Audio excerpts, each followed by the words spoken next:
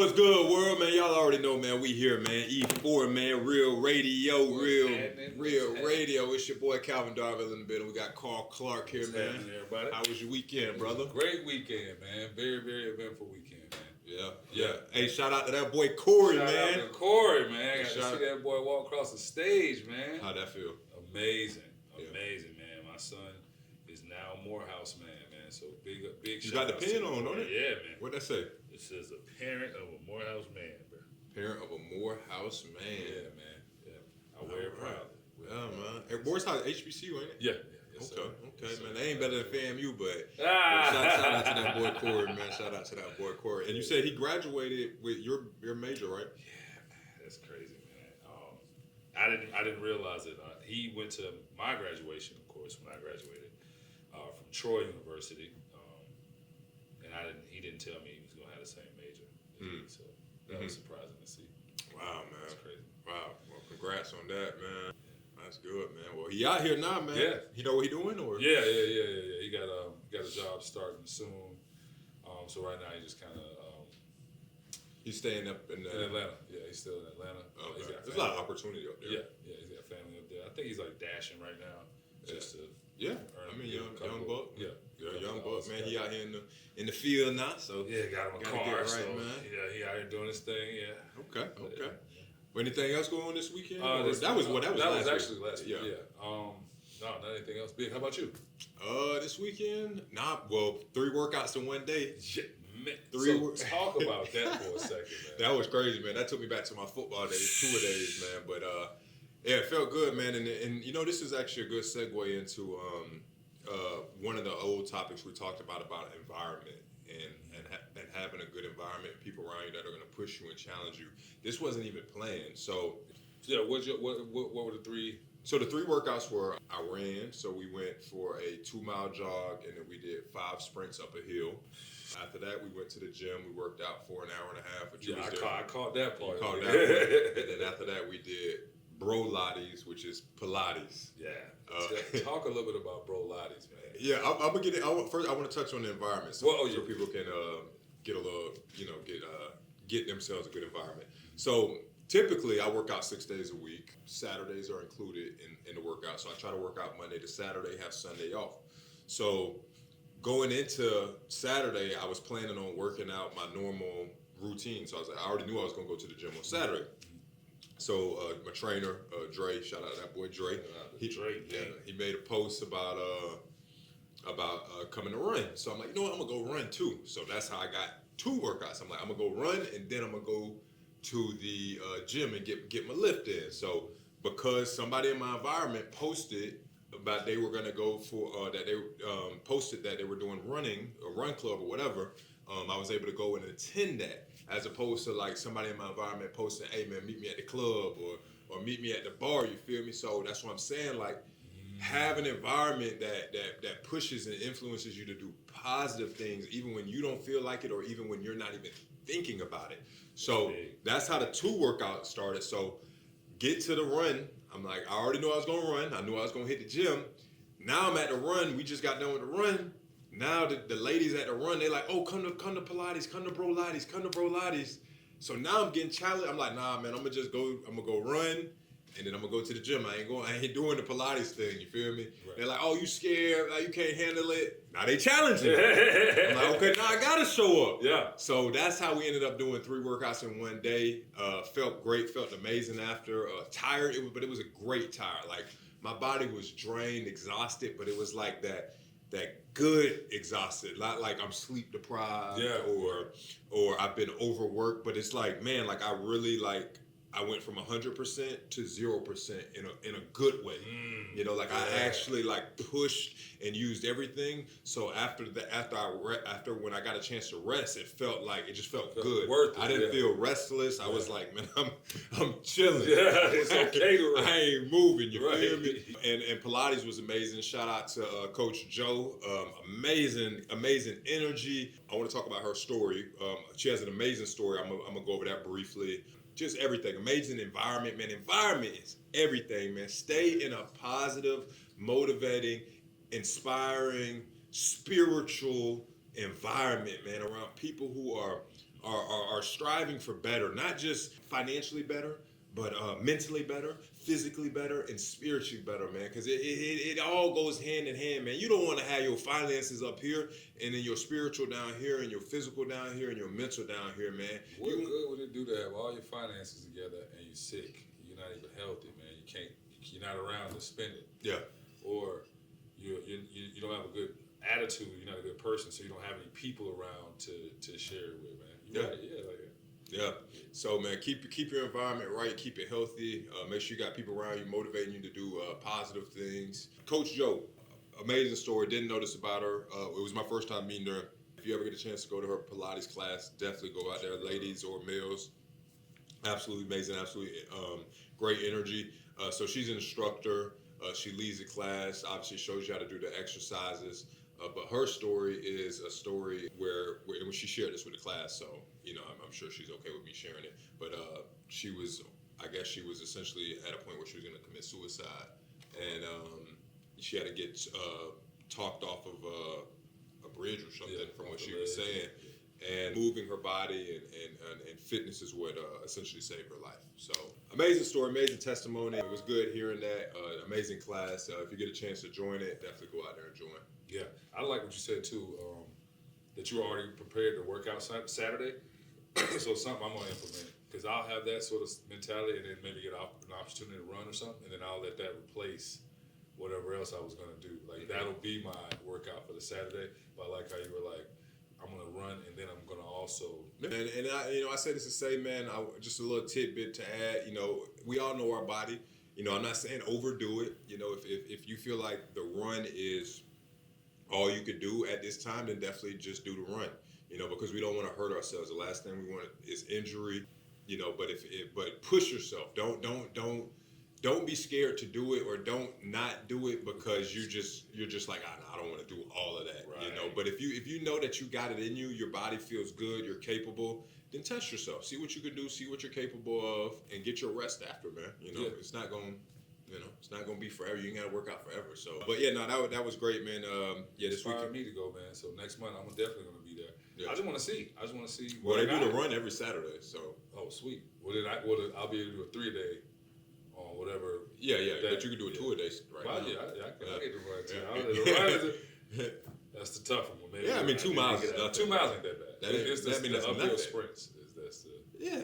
I mean, come on, man. You know what, man? I'm doing it. And then let me show you guys something else, man. I'm doing it. Maybe I'll send this to you, Darius, and you can add it, man. But this is what it's about, man. This is what all of this is about right here, man. And we didn't even say our mission, man. Our mission is to inspire the youth to be themselves while creating financial freedom. And I'm gonna show you guys a picture. We were able to impact the youth right here, man. This jit, man, he was out there. This was just some jit walking by, and he seen us running, and then he started running. He's like, I want y'all to race me. I want y'all to be my big bro. You feel me? That's crazy. So, this is what it's about, man. Impacting the youth, man. They see enough for the gangbangers. They see enough for the rappers. They see enough for the pill poppers and all the negative influences, man. How about they see some brothers out there sprinting up a hill, sweating, getting after it. You feel me? Pushing themselves on a Saturday morning, not hungover on a Saturday morning, but up early in the morning, trying to make it happen, man. Yeah, So getting better, man. Yeah, and that is I'm telling you, man, that is the mission. That right there. It ain't just about money. It's about freedom, man. And I'm telling you, man, if you got financial freedom and you can't move your body, you're not free. You're not free. You're not free. You more of a slave than the person who don't got financial freedom and can move their body. That's a fact. You feel me? So it ain't just monetary is very vital, super important. But the physical is just as important as well. So we want to be able to move. We want to be able to do what we have to do, man. So that's what it's about, man. I think that's dope, man. You get a kid something good to see, man. Because you actually making a pretty. We even got so he was out there with his parents and his aunties and like his grandma. We got them running up the hill and everything. Come on, man. Yeah, the kid came first. And then that boy Dre funny. He talking about it take a village. Y'all can't just be not out here and y'all ain't leading by example. Come on. Yeah, right, exactly. So they came up. They power walk. They walk with. It's like, oh, I can't what run. you Well, you can walk. You can walk. Whatever you gotta do, but you gotta get up this hill. Yeah. You feel me? They can't just do it. They gotta see you do it. I love that, man. So we got everybody going up the hill, man, running, pushing themselves, man. And that's what it's about, man. That's what we're on, man. You feel me? We're gonna stay positive all year, no matter what's going on. Yeah. We're gonna continue to wake up, and we just gonna put one foot in front of the other, and we just gonna keep going, man. We're gonna keep going. So we're gonna pivot into this Julio Fulio case, which is a captivating case.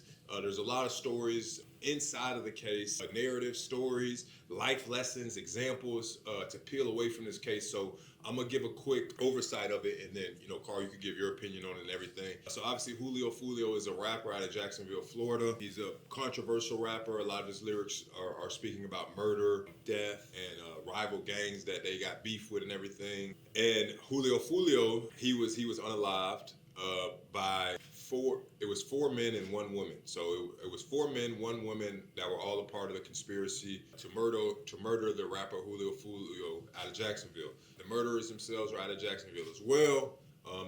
From my understanding, they were a part of a rival gang of his. So Julio Fulio essentially had a show, birthday celebration, a couple things in Tampa, Florida. And this was a few years back when he was unalived. So he traveled from Jacksonville to Tampa for his birthday and the shows and blase. The people who murdered him, they traveled to Tampa as well. They obviously followed him, tracked him down.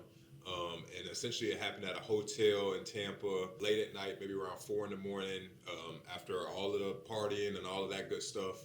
Pulls up at the hotel, to check into his room, was waiting in his car, and they did that. They did it to him. So all 4 of the men caught life in prison. The lady caught 15 years in prison. Yeah. So you got anything there? Condolences and everybody to the family. Everybody knows this happened a couple years ago.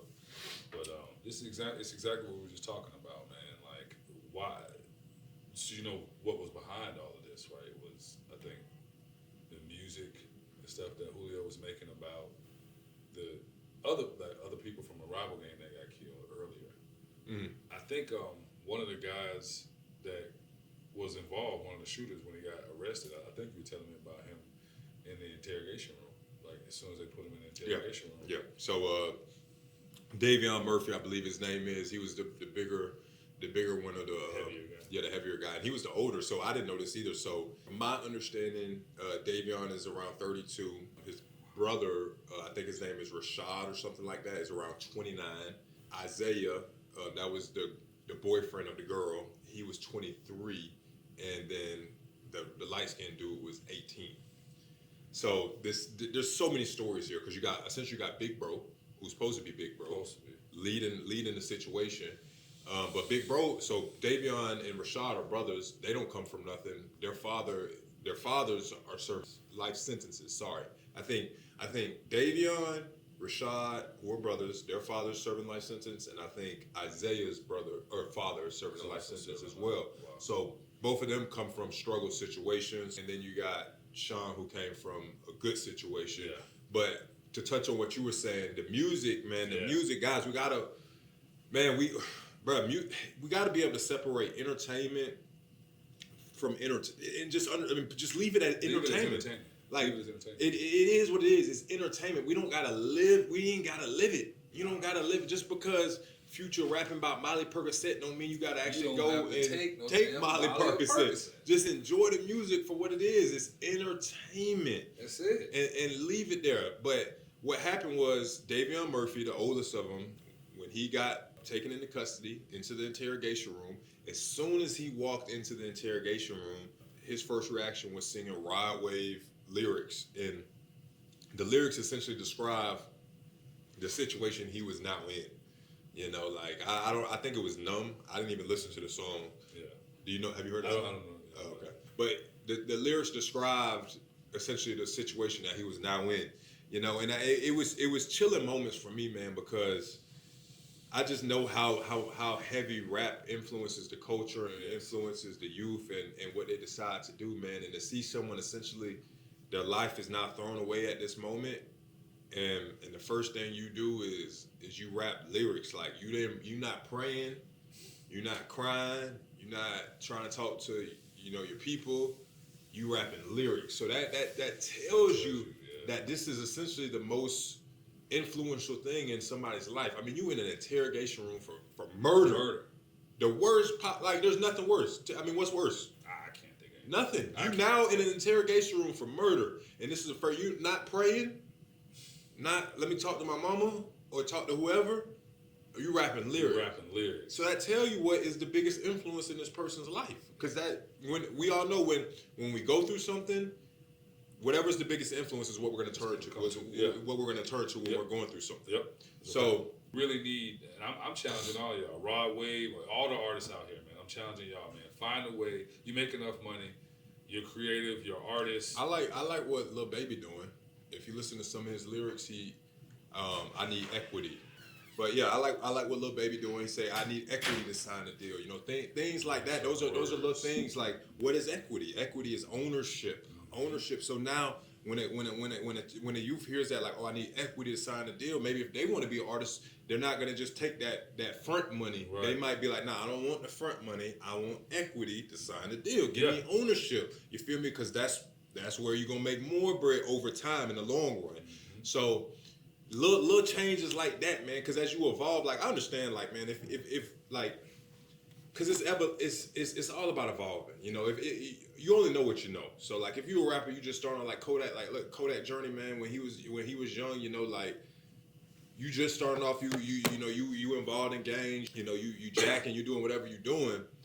But as you evolve out of that and you become a superstar, obviously we know you got millions of dollars now, so you're not involved in that type of lifestyle no more. So start talking about the new stuff you involved in, and the new things that you've learned, so that people can see the evolution. Like, oh, okay, so this ain't only it. He's evolved and he's learned more, and these are the decisions that you can make now to push forward. So yeah, I mean, I say that to say, just like, man, come on, man. We got to step up to the plate, man. So I feel like some artists are stepping up to the plate, and some, but like you said, we got to do a little bit more, man. There's no bucket. I think Jay-Z, I mean, 44. What's the album? 444. Yeah, 444. Yeah, he was definitely talking some about. I mean, business talk on there, grown man credit. Talk on there. I mean, I know no Jits ain't gonna listen to that, so it's like we need to. But the seeds need to be planted, though, man. I mean, because you never know who's gonna water them. Yeah. But I like you said, I like what you said about how Lil Baby says it. I think because Lil Baby, because it's like, I respect Jay-Z because he's trying. Yeah. He's trying to push people into the right direction of what they should do with their money. He even said it like, you don't need to take the meeting with me, because you could just listen to the music. Yeah. Because the music is telling you, and I mean, some of his music is telling you what to do. I mean, if you listen to what's the one, I could sell water to a well, or whatever he was saying, like ice to a, you know what I'm talking about? Yeah, he's talking about sales. He's talking about the power of sales. Yeah. Like, and believing. Mm-hmm. Like, he's like, you got to unpack that. Like, he is talking about believing so much that I could sell ice to a goddamn Eskimo. Right. How the hell do you sell ice to a damn Eskimo? Yeah. You gotta believe. You gotta believe. You feel me? It's surrounded by ice. So that's what I'm saying. Like, I mean, it was a bar he said on another song that was like, what's the one he was talking about investing. He was like, I could have bought this condo in this building for like $2 million, earlier, and now it's worth $25 million. Yeah. Or something like that. So, he's just talking about, like, man, these are real things that you got to do. These are lessons. He not just talking about jacking, gang banging. And some of it, he talking how he got out of that. Yeah. Oh, I used to do this. Yeah. And I got out of this. But the thing is, I mean, like, obviously the rap industry is it's like you only have your time for so long. Yeah. So like I don't feel like he really like captivates the youth. No, he doesn't have the ear to the youth. Yeah, the ear to the youth is gonna be some new artist. Yeah, like a newer artist, like Rod Wave clearly has the youth. So they just more relatable and different stages. Like you said, you gotta elevate, you gotta evolve in life, and they haven't evolved to where. Yeah, I feel like everyone got a time period, and then you fade out. So. All I'm trying to say, is that, once you get to a certain level, you know, you should have a responsibility. Like, okay, man, like there's people watching, and there's always people watching. This man didn't even know that his son was watching him. Yeah. Not as much as he was. I didn't realize that, but they are. They are. So give him something to see, man. I mean, because this Julio Fulio case is tragic, man. You know, these kids got life in prison. You know, they're literally, and in the state of Florida, the death penalty exists in the state of Florida, so they could have been put to death for this. And then I imagine they are seen that they literally are kept alive so that they can get whatever sweat equity out of these kids.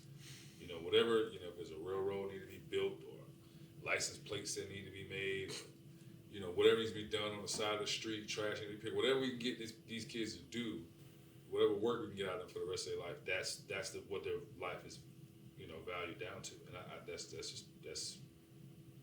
terrible. And just remember, man, that test is a testimony, man. So, but yeah, you know, whatever you're going through, you know, it can always be used as a testimony. Yeah, let this be a lesson. You're right. Yeah, you know, I mean, obviously they're going through the one of probably the hardest thing that someone could face. You know, but it's gonna take a lot of willpower. It's gonna take a lot of soul searching. But just because they caught life in prison, don't mean that they can't still save lives. That's so they can be the example of, like, unfortunately they are the example of, if you choose this life, this is what you get. You know, they are the example, and hopefully they can stand on that and reach the masses. You know, because just because you're behind bars don't mean you still can't. I'm telling you, man, in the world we live in nowadays, they can still reach. I mean, obviously they have reached the masses. Yeah. You know, so, you know, hopefully all of them, if not all of them, some of them, if not some of them, one of them can find that willpower within themselves to stand up and be the poster child for, this is what happens when you choose this type of life. Shit, why not to do it? If their story, their example can stop at least one kid that was going down that path, I think it's worth it. I think you're right. Yeah, I think you're right. Yeah. And you know, we didn't say this earlier, but I'm just gonna keep it 100%, man. I don't think it's fair that the girl only got 15 years while the boys got life. I think she was just as involved. She was just as involved as them. She should have got life too. Do you think it was because she was a girl? That's exactly why. Yeah. That's precisely why. Yeah, maybe she had a good attorney. I don't know. Yeah. She must have had a great one. I think she had a separate trial from what I heard. So I don't know. There was a whole bunch of stuff buzzing around. I don't know why they gave her a separate trial. But yeah. All right, man. Let's go ahead and navigate into the main topic of the day: goal setting. Goal setting, man, changed my life, man. Changed my life, man. I remember being a broke college boy, out with my ex, trying to pay for dinner. Boop, boop, looking at that account balance. Whoo, well, your boy ain't got enough to pay dinner. Oh, man, that ate me alive, man. Ruined the whole day, ruined the whole date. Shorty ended up paying for it. She wasn't sweating me or nothing, you know, but as a man, you know, that sting you the wrong way when you can't even pay the tab, man. So that definitely stings. You know, I told myself I would never, ever, ever be in that situation again. So I went home, wrote my goals, and my goals have evolved since, man. You know, obviously the goal, you know, wherever you are at in your life, those will be your goals. You know, they evolve. You know, so yeah. Carl, you've written goals. And your goals have evolved. Absolutely. I mean, but before, it's weird because before I wrote goals down and started actually setting goals, it's almost like, if I think about it before, it's like how was I doing anything? How was I getting anything accomplished? Because when you write goals down, it allows you to hold yourself accountable for whatever it is you're trying to do. Did you write goals before you got here? No, didn't. So what was like your? I just kept them in my mind, I guess you could say, man. Like, yeah. But it would be easy for. How old are you? How old am I now? 43. So let's say like you're like 39 again. Yeah. And it's January 1st. Like, what's your I probably didn't even have a goal. Like, that was another thing. You're just like, shit, I'm trying to get party. Yeah. Was you think about it? Not really, or it might have been like New Year's resolution type shit. Maybe New Year's resolution type shit or something. I feel like everybody be on that. Yeah, but actually setting a goal, like, I want to accomplish a certain thing by the end of the year. No. Yeah, I never had goals before. When I probably started setting goals at maybe 23 or 24. And before then, I mean, I had nothing. I had things in my mind that I want to accomplish, but nothing of substance. Yeah. Nothing big, because those things didn't even like. I couldn't even fathom it. I didn't even think about it. I mean, you seen what some of my goals were when we actually wrote a goal down. Yeah. One of my goals is to get my car fixed. So you see, like setting, actual, big goals just wasn't a reality for me at all for a long time. It wasn't until I got around the village, man. This village. The environment, man. Yeah, man. Environment is everything, man. Yeah. So I'd say 3 things with your goals. Make sure they're big, make sure they're specific, and give them a timeline. The reason why you want big goals is because you want the motivation. I think big goals give you something that because everyone's pumped up on January 1st. Yeah. Everyone's like, oh, it's gonna be the best year ever. Blah blah blah blah. Weight. Then 3 weeks into the year, some bad shit happened to you. Like, oh, fucking dead. So but it's like when the goal is big enough that it can actually impact and change your life. Like man, like if I can actually get close to this, like, man, my life will look a little bit different. That's interesting when you say get close to it, because you set a lot of goals, I'm sure, in the 7, 8 years you've been setting goals. Do you hit them? Is that like... Rarely do you hit the goal, man, because you move out of the goal. Like if it's big enough, if the goal is big enough, you probably won't achieve it. If it's actually big enough, you won't achieve it in the timeline that you thought you were going to achieve it.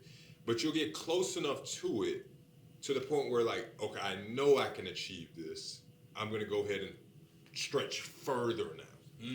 Okay. So it's like, you set a goal like, hey, I want to do 100 like if you're a notary, like I want to do 100 closings in a month, and you get to 80. You could do 100. So maybe you stretch it out a little bit more. But the next month you don't go up, or you don't actually continue to try to get the other 20. Yeah, you go to 120. You get 120. And then you get 100. But you didn't actually ever achieve 100. Right. So like you're always pushing moving the goal pushing it a little bit further, and stretching yourself. So that's what, and that's why you want to have them big. Because even in the failure, it still impacts you. Because it's like, I set a goal for 100. I do 80. 80 is a substantial amount for a notary. So if you were doing 10 and then now you get to 80, your life changes a little bit. Yeah. You got some more funds you can play with. You feel me? So things change a little bit. So when the goal is big enough that even if you don't reach it, but you come up short, it's still impacting your life in a way of change. Now, the other side of this is the person who's does 0 closing, sets a goal to do 10 closing, reaches 10 closings, and nothing changes. And now you just blow out of the deal because nothing changed. Because the goal wasn't big enough. Yeah, you're just like, this shit ain't nothing. That's like me getting my car fixed. Yeah. Because if I'd have fell short of getting it fixed, it wouldn't have made a difference. But if you got it fixed, if I got it fixed, it wouldn't have made that big of a difference. You just got it fixed. A better goal would be to get a brand new model or a brand new car, new year, or maybe even my dream car or something like that. A better goal would be to set a goal to get the dream car. Yeah, that's a better goal. If I fall short of that, I mean, what's more motivating? What wakes you up? Yeah. And then I would set a goal to like, what is your dream car? I like a Bentley. Okay, I would set a goal to get a Bentley, and then I would have targets. I'd set like put a Bentley. I maybe put a year drop top Bentley. Yeah, G shit. I'll be like, at January 1st, I'm gonna have a Bentley by the end of the year. I'd set like a target in Q1 to just test drive a Bentley. Yeah. You feel me? Then Q2, I'm gonna get numbers ran on like what it would cost me to have it, and then Q3 would be, I want X amount of clients who are supporting this target alone. Like, you guys are my Bentley target. I like that. So every time you come in and you're making calls like, hey, these are my Bentleys. You guys are Bentley clients. Calls, you feel me? Like, because that's who's paying for it. Yeah. I mean, I think that's important, man. What you just broke down is like how to set goals too. Yeah.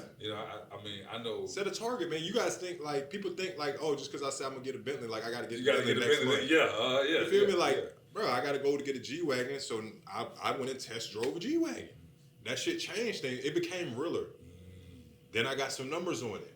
I got some work to do, but it still became realer. It's real now.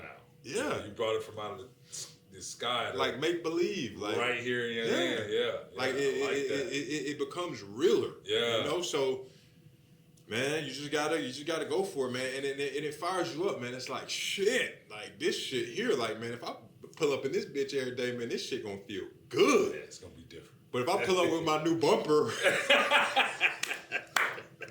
I got my bumper fix. Oh man, you gonna be happy one day and forget about that shit the next day. You probably later that same day. And it ain't all about materialistic things, man. But you Yeah. know, have goals, have achievement, man. You know, like I got spiritual goals, financial goals, Yeah. mental, physical, books, Yep. Bible. I was just talking to Darius yesterday. Like, I got to go to talk to my mom more. Yeah.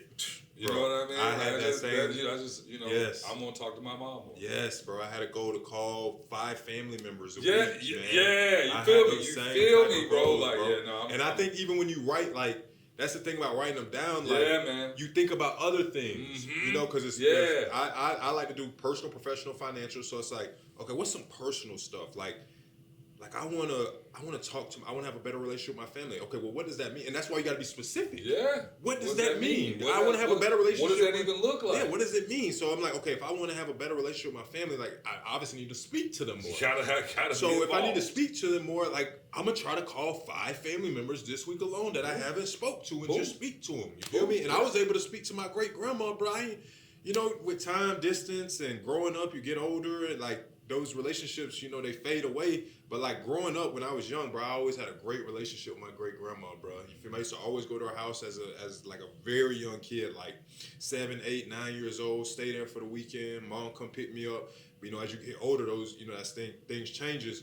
But then I set a goal. I'm like, man, I set a target. I'm like, I'm gonna call my great grandma, and I called her, and we talked for a while. We caught up, Look at that. you know. And it's like, man, if I didn't set that target, I probably would have never done it. Never did it. You always put it on the back burner. I'm gonna call him. Then you get busy. Then I'm like, nah, man, I'm gonna call my great grandma, and I'm gonna talk to her. Yeah, that's a fact, man. That's literally what I said yesterday, man. I'm gonna call my mama randomly, and I'm gonna talk to her. That's big, man. That's big, and it made me. It's like you said. It made me then say, well, who else can I call? I need to call my brother. Yeah. Let me call my cousin. Yeah. Well, then why don't I set up something instead of calling calling these bitches every day after work? Why don't I Thanks. set up Real something? radio, man. Just, real. And talk to my people, my family every day. Mm. The people that actually matter. Mm-hmm. You know what I mean? Instead of chasing behind, 'Cause they ain't gonna be chasing here forever. validation. And they not. Yeah. And they not, man. Yeah. And I'd rather have the memories of me spending all this time just having frivolous conversations with my mom than to have to try to rush all of that in if she got sick or something. Yeah. To try to build something real quick to hold on to. I'd much rather have it the whole time. Yeah, So, man. No, that's real, bro. And, Yeah. you know, that's what we gotta do, man. And somebody gotta be the bigger man. Yeah, and just man. pick up the phone, Yeah, man. you know, and make that call, man. And don't wait on them to do it. You do it. Yeah, man. You know, I'm a firm believer of, like, if you have a thought or a problem or something, you're facing it, I believe that's God's sign of saying you're supposed to solve it. Like, if you have the thought, Mhm. you know what I mean? Like, you are faced with whatever the situation is, because you're supposed to solve it. So I'm thinking, if I'm thinking to myself, I need to call my mom more, or I need to talk to my mom more. That's obvious that I need to make the step and not sit back and wait on her to do it. You know what I mean? Because if it was for her to do, maybe I would have never even had that thought. Maybe she would be having the thought that Yeah. I need to spend or talk to my son more or something. You get what I mean? Yeah. But I I think agree with it. if I get the thought, if it comes across me, across my table, God means, hey, not only are you supposed to solve it, but you have everything it takes to solve it. Mhm. Yeah. Yeah, man. So set them goals, man. Set them targets. And just a tidbit, so targets support the goals. Target So- support goals, yeah. So the goals are the big, monstrous thing. Mm-hmm. We don't know how we're gonna get there. The targets are the action steps. So we just set a big goal that can impact our life, and the targets are just the small actionable steps. Like, you know, hey, if I really went for this, what would I need to do today? You know, and if I want a G-Wagon, I mean, it's as simple as, well, first I know I need to just go test drive. Go it. look at that shit. Go drive. Yeah, it. just See go how- drive you really it. want Yeah, one? yeah, just look at it. Do I really want it? Do I, you know, get some pricing on it? You know, and you go get the pricing. You're like, oh shit, I can't afford this. You need to realize that in that moment. All right, so after that, what What's next? Okay, if I possibly needed this, what would my finances need to look like? What bump do I need? Who do I need to talk to? What do I need to do? What do I need to incorporate? And then you go from there, man. Yeah, man. Just like I think we said it before, like a GPS, man. The goal is the destination, and the targets are turn left here, turn right here, and go down 2 miles. That's the target. So you hit those little markers, and then eventually You get there. you get to go. Yeah. And I mean, if it's a GPS, if I'm trying to get to New York, I put in my GPS and I get in my car. I might realize, shit, I ain't even got no gas in my car. I gotta go to the gas station. Like, there's gonna be things along the way that you gotta navigate and you gotta do first. You feel me? But as long as you work the route, you gonna make it. You gonna make it. As long as you work, your phone might go dead. Boom, gotta throw that boy in the charger. Guess what? Just keep working the route, man. Keep working the route. As long as you don't turn around and take your ass back home, You gonna make it though. That's Let's a go. fact. Let's go. All right, man. We in this thing with hot take, man. Hot take. Let's see, man. Man, hot take. It just goes back to what we were saying about being an example, being a village, setting a standard for the people that's looking behind you, because there are people looking at you. Once you get to a certain stage in life, whether you agree or want to or not, it's people looking, and looking at what you're doing. And at the end of the day, you only got 2 dates. All of us. The day we get here and the day we leave. That's it. Mm-hmm. That's what it all boils down to for each and every individual on this planet. And so what matters at the end of the day is the dash in the middle. That's our lives. That's how we live. That's who we influenced. That's who we impacted. That's who we saved. Who we gave compassion to. Who we stood up for. Who we stood next to. What did we actually do with the time that we were granted? So keep that in mind and do something. I know every day that's what I think about. One of my things that I carry with me every day is I want to make a person's life a little bit better than it was after they met me before, or a little bit better than it was after they met me than it was before they met me. It's a weird way to say it. No, But you're right. You You get what want I'm to. saying. Yeah, you want to have an impact. Yeah, I want to make their lives a little bit better than it was Yeah, after they met me. I like that. So that's like being. I always pray to be a cup filler, and not a cup, and not take it from the cup. Right. Like I want to walk in the room and give energy. Yep. And not take from Not people's taking cups. anything. Yep. My hot take is understand that as a human, we are built to adapt. We are built. I don't want to say survive, but I believe that we are built to thrive, and that if you take a look at all the things that have transpired in your life, in those moments, a lot of those things seem very daunting and they seem very big and insurmountable. But guess what? You're here today. We're here today. That we all got times we can look back on, and in that moment, we was like, man, like in the moment, it seemed like the biggest mountain, and like I don't know how I'm gonna get past this. But guess what? You're here today. You got past it. So whatever it is that may be facing you today, just know you will. Just give it time. Let God work. You gotta work too now. You gotta work too. You gotta do your thing too. You gotta show up, do your part of the bargain, and God will always uphold His part of the bargain, and you'll get past it, man. You got past all that other stuff, all them other things. We all got those things, man, that we had to face and we had to go through. And in the moment, it felt like we couldn't get past it, but you got past it. You're here. So just continue to show up. Let the storm run its course. Huh? Let it run its course, man. Let it run its course. I love that. All right, man. We out. We out of here.